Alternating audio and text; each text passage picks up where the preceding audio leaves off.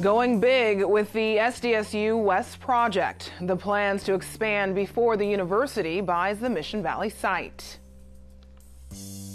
Most of the schools I went to growing up were probation schools. So it's either you come to school where, there's probation officers, and there was also staff that worked for the county, like probation staff. So basically I felt like if I didn't go, I'm gonna get locked up. Getting a second chance behind bars. The philosophy behind the program that teaches inmates at Donovan. I think it's important because it tells us that, it's okay for you to be a minority and excel in life, that you can do it. The equation for success in STEM careers and how it all starts with the right message. KPBS Evening Edition starts right now.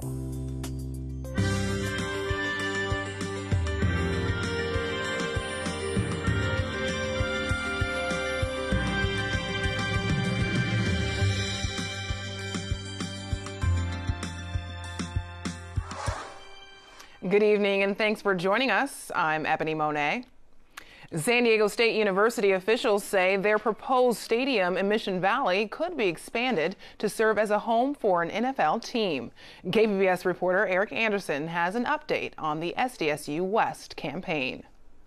School officials already have plans to build a 35,000-seat sports stadium for the Aztec football team if they get a chance to buy the Mission Valley site. Now, the facility could also serve a professional soccer team or host international matches. Athletic Director John David Wicker says the stadium could also be expanded to 55,000 seats with luxury areas that could serve an NFL team. The expanded stadium would be wrapped in an aluminum skin that could use LED lights to change colors. And Wicker says a roof would cover about half of the structure. The canopy will be constructed using ETFE panels with the ability to change the level of sunlight that passes through the system. Less sunlight on a warm sunny day, more sunlight on a cooler sunny day. Now, Wicker says it could cost $750 to $850 million to make the upgrades, and he says any financing or ownership issues would have to be negotiated with an NFL partner. Soccer City's plan for the site includes a multi-use stadium, which they're willing to share with the university, and sets aside several acres for an NFL stadium if a team wants to move there within 5 years. Now, the SDSU stadium development comes the same week that Soccer City backers launched a TV campaign in support of their Mission Valley development measure. The ad takes aim at the people who put together the plan to sell the site to SDSU. Hi, I'm Soccer City. I call myself SDSU West. Well, you're from the university. Oh, no, not really. Who are you? I'm a developer. I'm just borrowing the name. Why are you calling yourself SDSU? Soccer City is suing over use of the SDSU name, hoping to have the SDSU West measure removed from the ballot. Now, this is the first major ad buy on television this year by either SDSU West or Soccer City. Supporters of both initiatives have paid for advertising on the web for more than a year. Eric Anderson, KPBS News. KPBS is a service of SDSU. A new poll in the race for California shows Republicans gaining support and one well-known Democrat fading. Democratic Lieutenant Governor Gavin Newsom still holds a strong lead with 30%. The UC Berkeley poll shows Republican businessman John Cox and Republican Assemblyman Travis Allen competing for the second spot at 18% and 16%. Former LA Mayor Antonio Villaraigosa is at 9%. The same poll had him at 17% in December. Comedian and actor Bill Cosby faces up to 30 years in prison after being found guilty of 3 counts of aggravated indecent assault.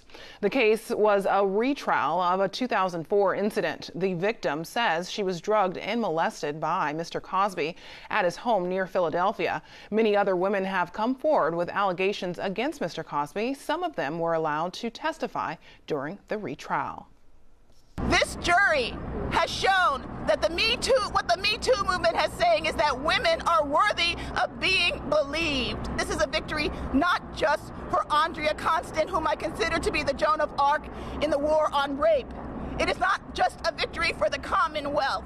It is not just a victory for the 62 of us publicly known Cosby survivors whom Gloria Allred has helped give a voice.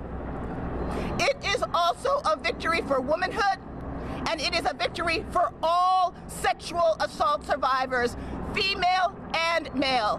How many women does it take for one woman to be believed over the denial of one rich, powerful, famous man? And the answer in this case is 4. The district attorney argued for Cosby to be jailed immediately, but he will remain free until sentencing. The National Rifle Association is joining a legal challenge to new regulations on ammo sales in California. Starting next year, anyone buying ammunition would have to pass a background check. It's part of a series of gun reform bills that voters approved under Prop 63.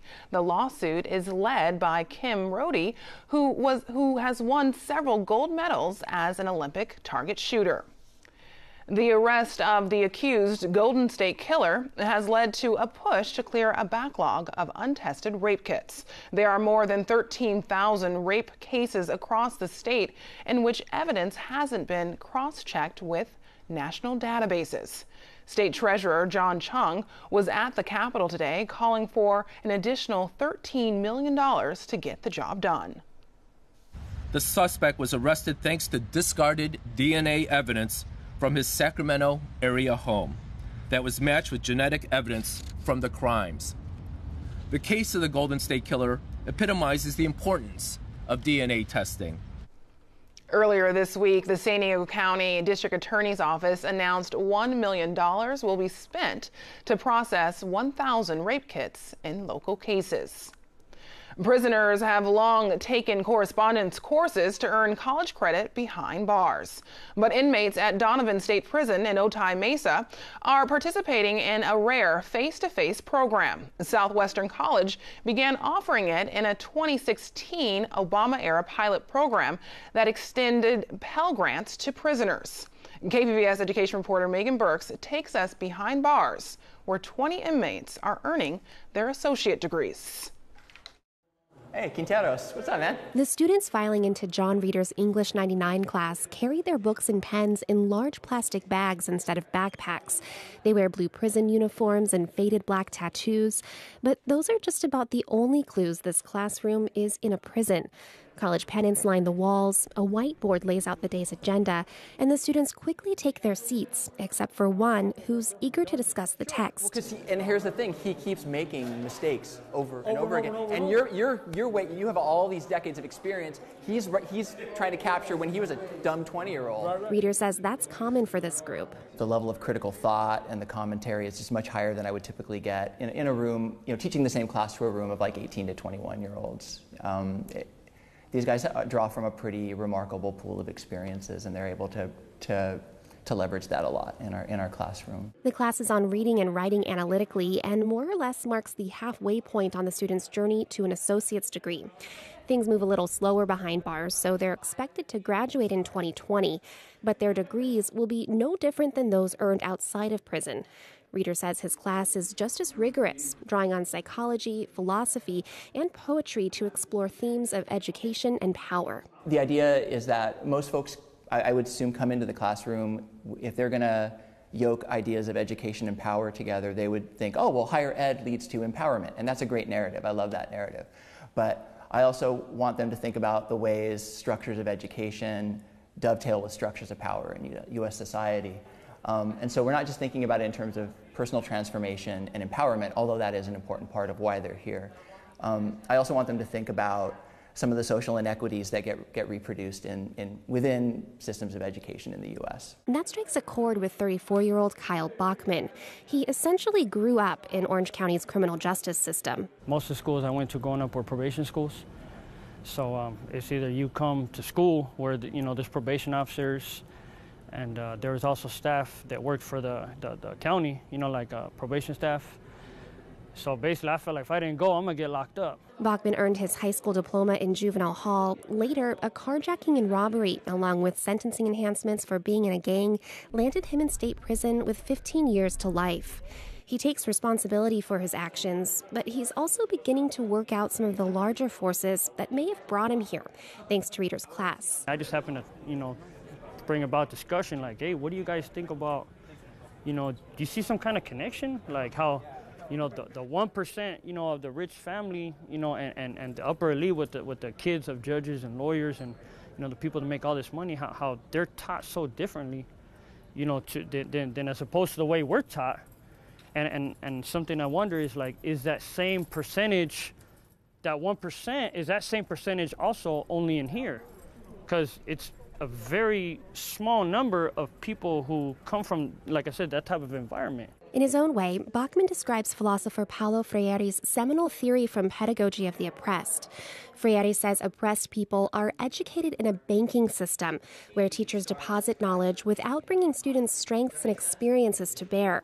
A better education system, he says, is one where students think critically and work to solve problems. I'm just able to come up with this basic concept, and I have no way to even look this up on the internet or anything. I got some studies from the 70s.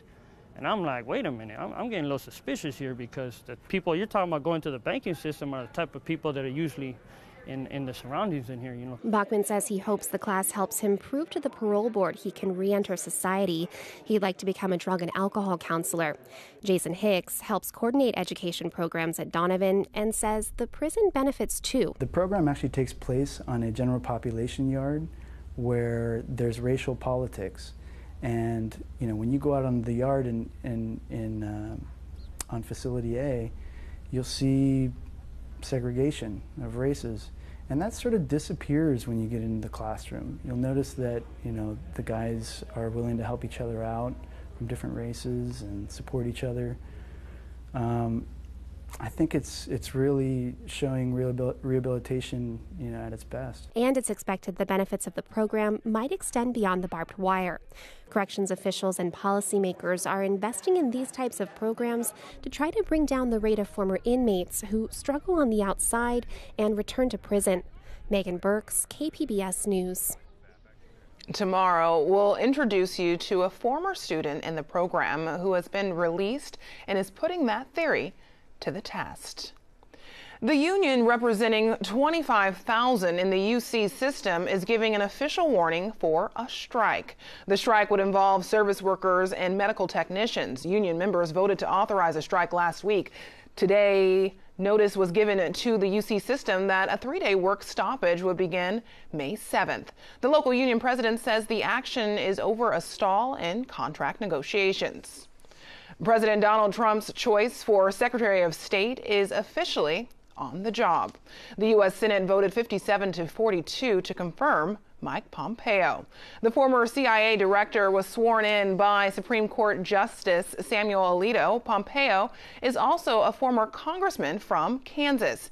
He's already on his first official overseas trip with a meeting planned in Europe and the Middle East. This afternoon, the White House released these photos of Pompeo meeting with North Korean leader Kim Jong-un.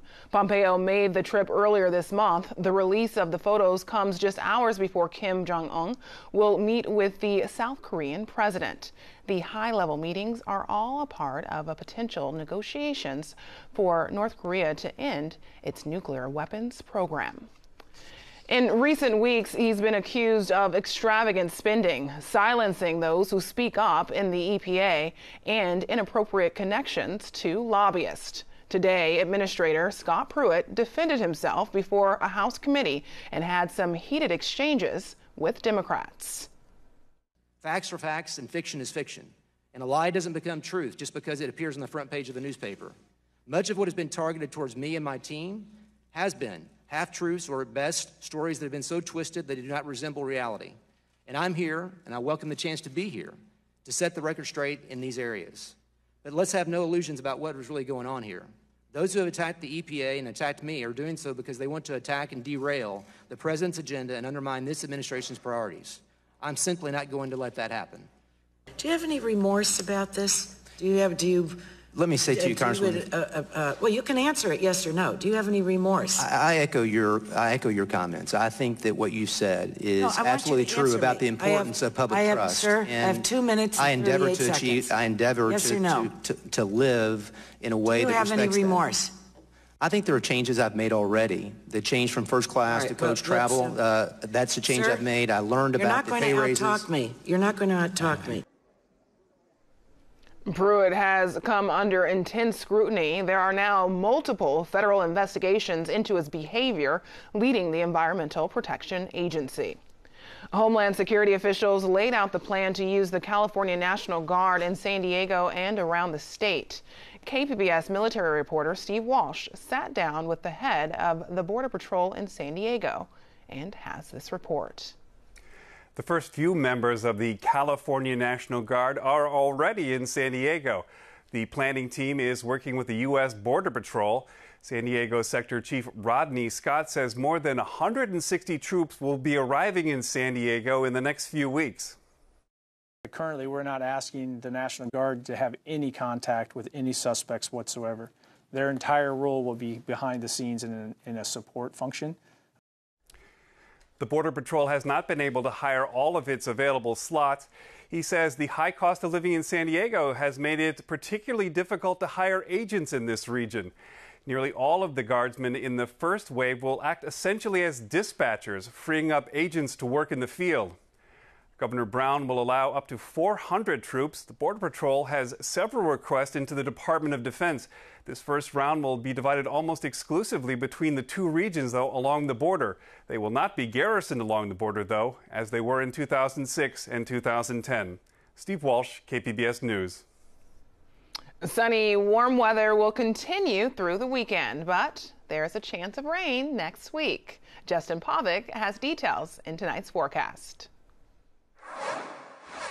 Well, temperatures behaving like they should for this time of the year the next couple of days, but still have the stubborn low clouds to contend with. Could see some changes next week. We'll dive into that extended forecast coming up. In the short term, though, again, the clouds burning off, looking at quiet conditions throughout the remainder of the evening toward, again, Ramona and also toward Oceanside, La Jolla, and San Diego. But again, as we talk about the late night hours, we'll see again the onshore flow again present itself with some low clouds and some patchy fog once again. Notice, though, as we look at the regional satellite and radar, not a whole lot going on for now. See the spin off the coastline. Eventually, we'll see a storm system dive in here as we talk about early next week, but that's still a ways away. For tonight, thickening clouds. Again, low temperatures dropping off into the mid and the upper 50s. And similar numbers here toward Chula Vista down to 53, Oceanside 53, Borrego Springs a bit milder at 64, Mount Laguna a little cooler down to 45. Morning clouds and then breaking later on in the day toward the immediate shoreline. Eventually we'll see the cloudiness work its way all the way in toward the coastal range here as we work our way in toward the upcoming weekend as the onshore flow becomes a little stronger. But again, for tomorrow, Oceanside 66, San Diego the same. As we work our way toward the weekend, more energy, and that's going to increase the flow, and that means the low clouds and fog, like I said, a little further inland. We'll also see the winds begin to kick up a little more toward the mountainous terrain and also the deserts. And then come early next week, we'll see that low pressure system deposit a few showers toward the coast. By Tuesday, that could knock the numbers down below normal. Again, typically around 68 this time of the year in San Diego. Inland also looking at some showers as we venture down the road to Tuesday. Otherwise, it's more low clouds and fog breaking the next couple of days. And then as we venture our way into Sunday and Monday, that high temperature down just a bit towards 70. Mountainous locations becoming on the windy side this weekend as the onshore flow increases and then cooling off as we venture into early week. Much of the same here into the deserts. Notice the 70s returning by the time we venture into Tuesday. For KPBS News, I'm meteorologist Justin Pavic. Back to you, Ebony. San Diego has become a hub for tech startups. These industries offer more job security and higher pay. But the Economic Development Corporation predicts a local shortage in high-skilled workers. SDSU's Pre-College Institute is working with students in low-income neighborhoods to help them become better prepared. It's first period at O'Farrell Charter High School, and Stephanie Hernandez blends right in. She's a San Diego State University student, here to tutor math. Her added objective is to inspire. I feel like the benefits are just humongous. I feel like the majority of the time many students don't have someone that's there for them, or just they don't envision going to college. Hernandez says she struggled with math, but that changed when a middle school teacher encouraged her. It's important to be positive role models to many of the younger generations, because I feel like a lot of the time many students don't have role models in their everyday lives. So they don't really have someone that's going to tell them, hey, you can go to college, or hey, you can be at SCSU, hey, you can be at UCLA. The near-peer relationship, as they call it, is reciprocal. The high school students also have a chance to experience college life. Earlier this month, SDSU's Pre-College Institute hosted students from O'Farrell and about a dozen other San Diego schools for STEM 2 Exploration Day. Today we've been exploring the different majors and career paths we can take in any STEM-related activities. Kenya Solis attended with her Castle Park High School classmates, Ashley Vega and Yadir Corona. What intrigues me the most is the human anatomy and physiology part of biology. I love learning about new ideas or concepts that are being researched right now, such as the structure of the body, how we fight diseases, etc. Oh, now I get it. In one workshop, colorful Skittles were used to explain the basics of accounting. And as it goes back and forth, you can follow it. In another, students learned the science behind wave production. Light has bounced several times. It's reflection. Programs like these that work to close the achievement gap are especially important here in the San Diego region, where researchers find our fastest growing population is statistically least prepared for high-skilled jobs. A recent San Diego Regional Economic Development Corporation report highlighted what it calls an inclusion problem in San Diego, where 85% of Latinos don't have bachelor's degrees. Latinos are projected to make up San Diego's majority in the next 12 years, as demand for a high-skilled workforce also climbs. Tech startups led the city's $55 billion innovation economy.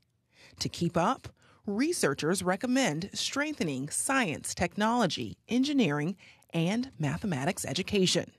In industries where new ideas are key, Solis says the need for diversity is a no-brainer. I think it's more important to have like a diversity of people entering, because if you have the same type of individuals entering the same group, you don't have a lot of change over time. So if you have like men, women across different races, ages, and backgrounds, you have more of an opportunity to grow. Vega says inclusion is powerful. I think it's important because it tells us that, it's okay for you to be a minority and excel in life, that you can do it. And sometimes that's exactly what it takes. Hernandez attributes having someone tell her you can do it to starting her on the path to college.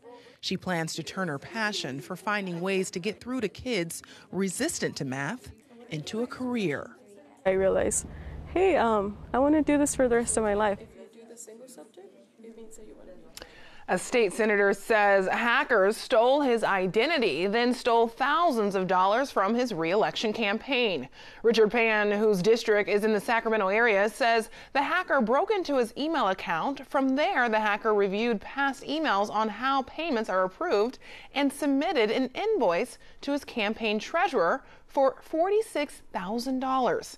The check was sent to a person in Texas. The FBI is investigating. Local health officials say the deadliest flu season on record in San Diego County is over. Now experts are analyzing what they learned and how it can be applied to public health moving forward. KPBS reporter Matt Hoffman has the story. 20,000 confirmed flu cases is the most San Diego has ever seen. But those cases are all lab confirmed, meaning if you had the flu and did not get tested, it was not counted by the county. We know that the number of lab-confirmed cases, even though it's a large number and the largest we've had, and since we've been really tracking it in the last 30 or 40 years, we know that's not the actual number of cases. There's many times more than that. Probably easily 10 times as many. County health officials attribute a record number of cases and deaths this year due in part to a deadlier influenza A strain. They say it's unclear what next flu season will look like, but have some takeaways from this year. One of the lessons learned that we had this year was that when we let people know in San Diego that there are increased number of cases, more people get vaccinated. we've had almost 150,000 more doses into our registry this year for flu vaccine than the year before. A record 341 flu-related deaths have been confirmed this year. In San Diego, flu season typically ends by March, but this season has been especially long. Health officials say even though the season is over, some flu activity will continue year-round. Matt Hoffman, KPBS News. I'm John Yang. Tonight on the NewsHour, Bill Cosby guilty on all counts in his sexual assault trial. Coming up at 7, right after Evening Edition on KPBS. Now here's a look at what we are working on for tomorrow in the KPBS newsroom. On Morning Edition, getting the superhero band back together. Iron Man, Thor, and Black Panther return to the silver screen in a new Avengers movie. And on Midday Edition, with the new Secretary of State taking charge, we speak to a longtime U.S. ambassador on his U.S. diplomacy in the Middle East. You can find tonight's stories on our website, kpbs.org/evening edition. Thanks for joining us. Have a great night.